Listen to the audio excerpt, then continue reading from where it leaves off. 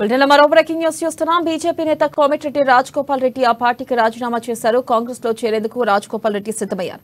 రాజగోపాల్ రెడ్డితో కేసీ వేణుగోపాల్ తో పాటు కాంగ్రెస్ అధిష్టానం చర్చలు జరిపినట్లుగా సమాచారం అందుతుంది. దీంతో ఆయన బీజేపీకి రాజీనామా చేశారు. ఎల్లుండి రాహుల్ గాంధీ సమక్షంలో రాజగోపాల్ రెడ్డి కాంగ్రెస్ లో జాయిన్ అవుతారని తెలుస్తుంది.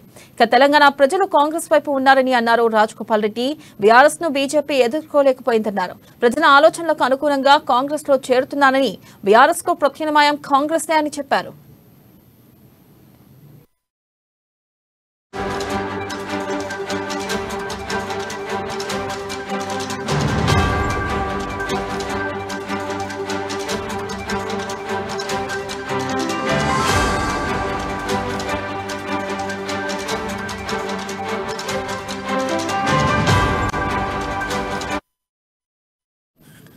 బ్రేకింగ్ న్యూస్ చూస్తున్నాం. బీజేపీ నేత కోమటిరెడ్డి రాజగోపాల్ రెడ్డి ఆ పార్టీకి రాజీనామా చేశారు. కాంగ్రెస్ లో చేరేందుకు రాజగోపాల్ రెడ్డి సిద్దమయ్యారు. రాజగోపాల్ రెడ్డితో పాటు కేసీ వేణుగోపాల్ కూడా కాంగ్రెస్ అధిష్టానం చర్చలు జరుపుతున్నట్లుగా సమాచారం అందుతుంది. దీనిపై మరింత సమాచారాన్ని మా ప్రతినిధి హరీష్ లైవ్ ద్వారా అందిస్తారు. హరీష్, చెప్పండి, బీజేపీకి రాజీనామా చేసి తిరిగి సొంత గుడికి చేరుతున్నారు రాజగోపాల్ రెడ్డి. ఈ నేపథ్యంలో ఆయనకి మునుగోడు టికెట్ కన్ఫర్మ్ అయ్యే అవకాశం ఉందంటారా? పార్టీ ఆయనతో ప్రధానంగా ఏ విషయంలో చర్చిస్తుంది? అప్డేట్స్ ఏంటి?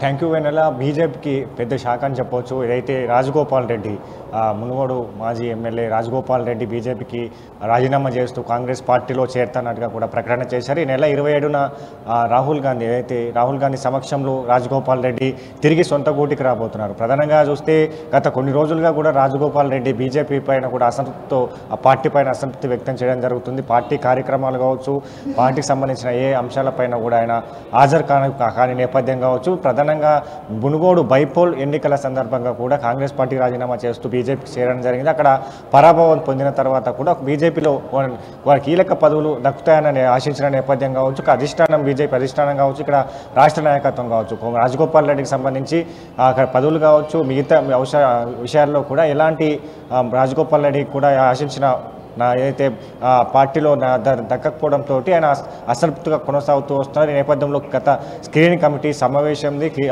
స్క్రీనింగ్ కమిటీ చైర్మన్గా కూడా రాజగోపాల్ రెడ్డికి అవకాశం ఇచ్చారు. ఈ నేపథ్యంలో స్క్రీనింగ్ కమిటీ చైర్మన్గా కొనసాగుతున్న నేపథ్యంలో ఇక్కడ మొన్న 52 మంది అభ్యర్థులకు సంబంధించిన కూడా లిస్టు విడుదల చేయడం, దాంట్లో రాజగోపాల్ రెడ్డి ప్రకటన కూడా అయితే ఆ 52 మందితో ఆ స్క్రీనింగ్ కమిటీ చైర్మన్ సంప్రదింపులు జరపకుండా లిస్టును సిద్ధం చేశారని కూడా రాజగోపాల్ రెడ్డి విమర్శలు చేస్తారు. ఈ నేపథ్యంలో ఆయన కాంగ్రెస్ పార్టీకి తిరిగి రాబోతున్నట్టు కూడా ప్రకటన చేసిన నేపథ్యం కావచ్చు.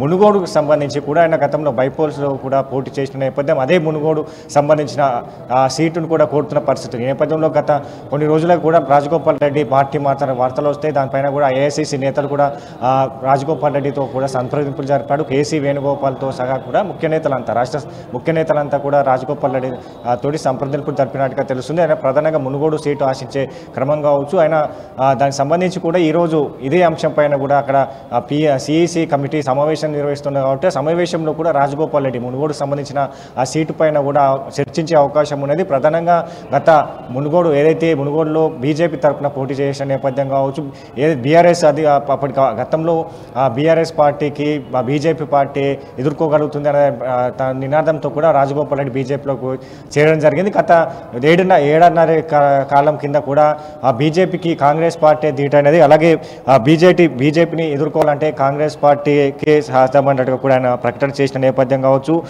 ఏదైతే ఇప్పటికే కేసీఆర్ కుటుంబ పాలనకు చరమగీతం పడాలంటే కాంగ్రెసే ప్రత్యామ్నాయం. గతంలో నేను బీజేపీలో ఇలాంటి స్థితిగతులే ఉన్నప్పుడే కాంగ్రెస్ను వీడాను. ఇప్పుడు కాంగ్రెస్ పార్టీకి సంబంధించి కూడా గట్టిగా ఎదుర్కొనే నేపథ్యం అనేది. ప్రజలంతా కూడా బీఆర్ఎస్ పార్టీ పైన కూడా వస్తూ కేసీఆర్ కుటుంబ పాలన పైన కూడా వ్యతిరేకత ఉన్నది. అంతా కూడా కాంగ్రెస్ పార్టీకి కలిసి వచ్చే విధంగా ఉన్నది. వచ్చే ఎన్నికల్లో ఖచ్చితంగా కాంగ్రెస్ పార్టీ అధికారంలోకి వస్తుంది. తన అంచనలతో కావచ్చు, మునుగోడుకు సంబంధించిన నేతలతో కావచ్చు, అందరితో సంప్రదింపులు జరిపిన తర్వాతే తన నిర్ణయాన్ని తీసుకున్నాను. వచ్చేది కాంగ్రెస్ పార్టీ అధికారంలోకి రాబోతున్న నేపథ్యం కావచ్చు. ఇంకా మరికొంత జోష్ పెంచేలా కూడా రాజగోపాల్ రెడ్డి తన అంచనాలతో పెద్ద ఎత్తున ఈ నెల 27న చేరే అవకాశం కనిపిస్తుంది. ప్రధానంగా ఏదైతే కేసీఆర్కి చర్మగీతం పడాలంటే కాంగ్రెస్ పార్టీ అధికారంలోకి కాంగ్రెస్ పార్టీతోనే సాధ్యమనే వ్యాఖ్యలు కూడా చేయడం లేదు. తన అన్న కోమటిరెడ్డి వెంకటరెడ్డి కూడా రాజగోపాల్ రెడ్డి చేరిక విషయం పైన కూడా స్పందించారు. ఈ నేపథ్యంలో తన తాను రాజగోపాల్ రెడ్డితో కూడా సంప్రదింపులు జరపలేదు, తాను సొంత నిర్ణయాలు తీసుకున్నారు, అర్చనతో మాట్లాడిన తర్వాతే రాజగోపాల్ రెడ్డి పార్టీలోకి వస్తున్నారు, ఆయనకి స్వాగతించిన నేపథ్యం అయితే ఉంది వినోద్. అలాగే హరీష్, బీజేపీలో కూడా చాలా మంది అసంతృప్త నేతలు ఉన్నారు. ఈ నేపథ్యంలో మరికొంతమంది కాంగ్రెస్ లో జాయిన్ అయ్యే అవకాశం ఉందంటారా?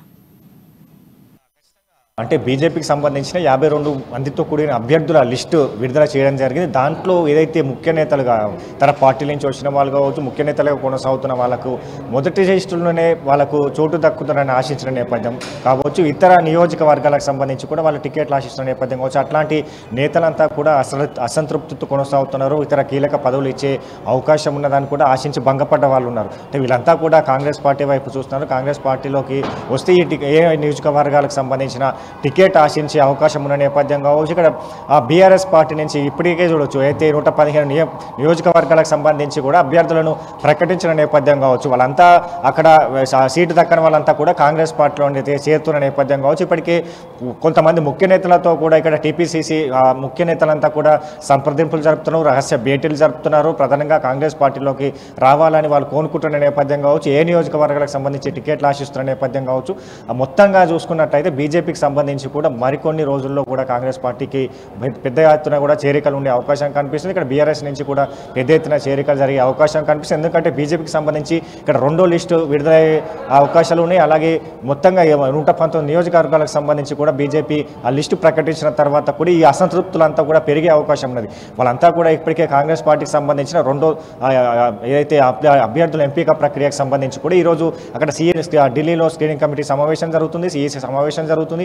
ఆ నియోజకవర్గాలకు సంబంధించి కొంతమేర కొన్ని నియోజకవర్గాలను పక్కన పెట్టి మూడో లిస్టుని కూడా సిద్ధం చేసేందుకు ప్లాన్ చేస్తున్నారు. అంటే ఇట్లాంటివన్నిటిని కూడా ఇక్కడ పరిగణలోకి తీసుకునే జరుగుతుంది. ఇప్పటికే రాజగోపాల్ రెడ్డి వస్తున్న అంశం కావచ్చు, ఇతర బీజేపీ నేతలు కూడా రాజగోపాల్ రెడ్డితో టచ్లో ఉన్నట్టుగా కూడా తెలుస్తుంది. వాళ్ళంతటితో కూడా రాజగోపాల్ రెడ్డి చేరిక తర్వాత కూడా సంప్రదింపులు జరిపే అవకాశం కనిపిస్తున్న నేపథ్యం కావచ్చు. వీటన్నిటిని పరిగణలోకి తీసుకొని కొన్ని నియోజకవర్గాలను పక్కన పెట్టి మిగతా నియోజకవర్గాలకు సంబంధించి కూడా ప్రకటించే అవకాశం కనిపిస్తుంది. ఇక్కడ బీఆర్ఎస్ నుంచి కూడా నేతలు ఇంకా చాలామంది ఇప్పుడు బీఫామ్లు ఇస్తున్న పరిస్థితి కనిపిస్తుంది. ఆ బీఫామ్లు దక్కని వారు ఏదైతే అభ్యర్థుల లిస్టులో పేరుండి బీఫామ్లు దక్కని వారంతా కూడా కాంగ్రెస్ పార్టీ వైపు చూస్తున్నారు. వీళ్ళంతా కూడా వచ్చే అవకాశం ఉన్న నేపథ్యంలో మూడో అభ్యర్థులకు సంబంధించిన ప్రకటించేందుకు కూడా కొన్ని నియోజకవర్గాల పక్కన పెట్టి మిగతా రెండో సంబంధించిన లిస్టును ఈరోజు కాంగ్రెస్ పార్టీ పెట్టే అవకాశం ఉన్నది. కాబట్టి మిగతా ఇంకా నేతలతో కూడా సంప్రదింపులు జరుపుతున్నారు. ఏఐసీసీ నేతలు కాంగ్రెస్ పార్టీ ఏదైతే రాహుల్ గాంధీ రాబోతున్న నేపథ్యం కావచ్చు, ఇక్కడ బస్ యాత్ర కొనసాగుతున్న నేపథ్యం కావచ్చు. ఈ బస్ యాత్రకు సంబంధించి కూడా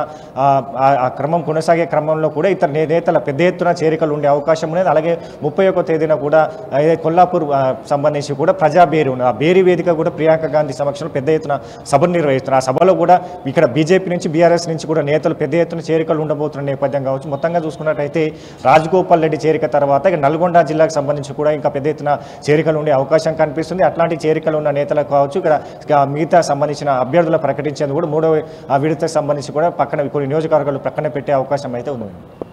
హరీష్, మనం చూసుకున్నట్టయితే రోజు రోజుకి కాంగ్రెస్ బలపడుతుంది. అయితే ప్రధానంగా ఇటు బీఆర్ఎస్ నుంచి కానీ బీజేపీ నుంచి కానీ భారీగా చేరికలు చేరుతున్న నేపథ్యంలో మరి రాష్ట్రంలో కాంగ్రెస్ అధికారం చేపట్టే అవకాశాలు అయితే ఉన్నాయంటారు? ఖచ్చితంగా ఏదైతే అధికారమే లక్ష్యంగా కాంగ్రెస్ పార్టీ వెళ్తున్న నేపథ్యం కావచ్చు, ఇప్పటికే పెద్ద ఎత్తున తన వ్యూహాలతో కూడా వెళ్తున్న నేపథ్యం, ఇక్కడ చేరికలు అంశం కావచ్చు, దరఖాస్తుల అంశం కావచ్చు, అభ్యర్థుల ప్రకటన కావచ్చు, డిక్లరేషన్లు, సభలు, సమావేశాలు, బస్ యాత్రలు, ఇంటింటి ప్రచారాలు, మొత్తంగా చూసుకున్నట్టే వరుసగా ఈ సమావేశాలు పెద్ద ఎత్తున గత కొన్ని రోజుల నుంచి కూడా పెద్ద ఎత్తున ప్రజాక్షేత్రంలో ఉండే విధంగా కూడా కాంగ్రెస్ పార్టీ కార్యక్రమాలు నిర్వహిస్తుంది. ఇక్కడ పెద్ద ఎత్తున రైతు బంధు కావచ్చు, దళిత బంధు కావచ్చు, పేదల ఇండ్ల పంపిణీ కావచ్చు, అలాగే ఇతర అంశాలపైన కూడా లబ్ధి చేకూరని అంశాల ప్రభుత్వ వైఫల్యాలు, పథకాల వైఫల్యాలపైన కూడా పెద్ద ఎత్తున ప్రజాక్షేత్రంలో ఉద్యమాలు చేయడం జరిగింది. ప్రధానంగా టీఎస్పీఎస్సీ పేపర్ లీకేజ్ అంశం పైన కూడా పెద్ద ఎత్తున ఎన్ఎస్యూఏ తరఫున కూడా కోర్టు దాకా వెళ్ళిన పరిస్థితులు ఉన్నాయి. అలాగే మొత్తంగా చూసుకున్నట్లయితే మొన్న రాహుల్ గాంధీ భారత్ జోడో యాత్ర తర్వాత కూడా గ్రాఫ్ కొనసాగిన నేపథ్యం, ఒకేసారిగా కాంగ్రెస్ పార్టీకి వలసలు పెరిగిన నేపథ్యం కావచ్చు, పెద్ద ఎత్తున చేరికలు ఉన్న నేపథ్యం, ఇక్కడే సిడబ్ల్యూసి సమావేశాలు నిర్వహించిన ఇచ్చిన నేపథ్యం. ఎందుకంటే కర్ణాటకలో గెలిచిన తర్వాత కూడా తెలంగాణలో ఖచ్చితంగా పాగవేయాలి, తెలంగాణలో కూడా అధికారంలోకి రావాలనే లక్ష్యంతో వెళ్తున్న క్రమంలో కూడా అగ్రనేతలంతా ప్రచారాలు కావచ్చు, అగ్రనేతలు వస్తున్న క్రమం కావచ్చు, ఇక్కడ సిడబ్ల్యూసీ సమావేశాలు కావచ్చు, తెలంగాణ పైన మేము పెద్ద ఫోకస్ చేశామని తెలంగాణ ప్రజలకు చెప్పే విధంగా కూడా అగ్రనేతల పర్యటనలు ఉన్నాయి. ఈ నేపథ్యంలో గత కొన్ని రోజులుగా కూడవచ్చు ఏదైతే సభలు కావచ్చు, సమావేశ డిక్లరేషన్కి సంబంధించిన సోనియా గాంధీ, రాహుల్ గాంధీ, ప్రియాంక గాంధీ రావచ్చు, ఏఐసిసి అధ్యక్షుడు మల్లికార్జున ఖర్గే కూడా వచ్చిన నేపథ్యం, బస్ యాత్రలు కొనసాగుతున్న నేపథ్యం కావచ్చు, ఇంకా దీనికి సంబంధించి కూడా ఇక్కడ ఇంకా మిగతా ఇంటింటి ప్రచారాలు కావచ్చు, 6 గ్యారంటీలు హామీలు ఇచ్చింది. ఇక్కడ ప్రజల్లో కూడా క్షేత్ర స్థాయిలో వెళ్తున్న నియోజకవర్గాల్లో ఎమ్మెల్యే పనితీరు పైన కూడా చార్జ్ షీట్లు వేస్తున్న నేపథ్యం కావచ్చు, ఎమ్మెల్యే పనితీరును ఎండగడుతున్న నేపథ్యం, పెద్ద ఎత్తున ప్రజలకు చేరువగా ఉండాలి, ప్రజాక్షేత్రంలో ఉండాలి, ప్రజలకు కాంగ్రెస్ పార్టీ అధికారంలోకి వస్తే ఏ విధంగా ఏ విధమైన ఫలాలు ఉంటాయి, మేనిఫెస్టోలో అంశాలు కావచ్చు, గత ప్రభుత్వాల వైఫల్యం కావచ్చు, పెద్ద ఎత్తున ప్రజాక్షేత్రంలో ఉంచే విధంగా కూడా కార్యక్రమం నిర్వహిస్తున్న నేపథ్యం కావచ్చు, ఇంకా చేరికలు ఉండే నేపథ్యం కావచ్చు. ఇప్పటికే కాంగ్రెస్ పార్టీకి సంబంధించి కూడా పిసిసి అధ్యక్షుడు రేవంత్ రెడ్డి సమక్షంలో కూడా పెద్ద ఎత్తున చేరికలు జరుగుతున్నాయి. ఈ నేపథ్యంలో కూడా ఇక్కడ బీజేపీ నుంచి, బీఆర్ఎస్ నుంచి కూడా పెద్ద ఎత్తున నేతలంతా కూడా కాంగ్రెస్ పార్టీ వైపే చూస్తున్నారు. కాంగ్రెస్ పార్టీలోకి వచ్చే అవకాశాలు కనిపిస్తున్న నేపథ్యం కావచ్చు, ఇక్కడ అగ్రనేతలు వస్తున్న నేపథ్యం కావచ్చు. మొత్తంగా చూసుకున్నట్టయితే కాంగ్రెస్ పార్టీకి సంబంధించి కర్ణాటక గెలుపు తర్వాత కూడా తెలంగాణలో కాంగ్రెస్ పార్టీ గ్రాఫ్ పెరిగిందని చెప్పొచ్చు. బీజేపీ వర్సెస్ బీఆర్ఎస్గా ఉన్న నేపథ్యాన్ని ఇప్పుడు కాంగ్రెస్ వర్సెస్ బీఆర్ఎస్గా మారిన నేపథ్యం. ఖచ్చితంగా ఇక్కడ సునీల్ కనుగోలు సర్వే రిపోర్ట్లు కావచ్చు, ఇతర ప్రైవేట్ సర్వే రిపోర్ట్లు కావచ్చు, వచ్చే ఎన్నికల్లో కాంగ్రెస్ పార్టీ 70 స్థానాలకు పైగా కూడా కైవసం చేసుకుని అధికారంలోకి వచ్చాయన్నట్టుగా రిపోర్ట్లు సూచిస్తున్న పరిస్థితి ఉంది.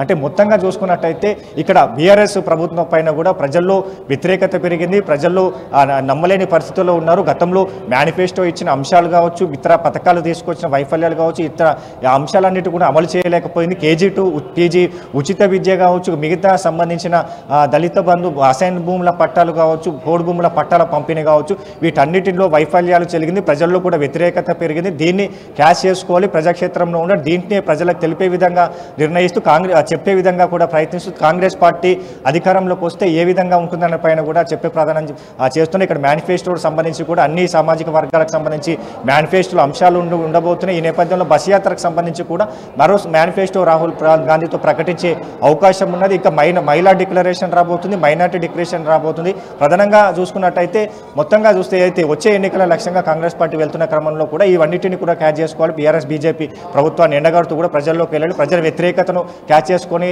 అధికారమే లక్ష్యంగా కూడా గెలుపు వైపు కూడా కాంగ్రెస్ పార్టీ వెళ్లే పరిస్థితి అయితే ఉంది. Right Harish, thank you.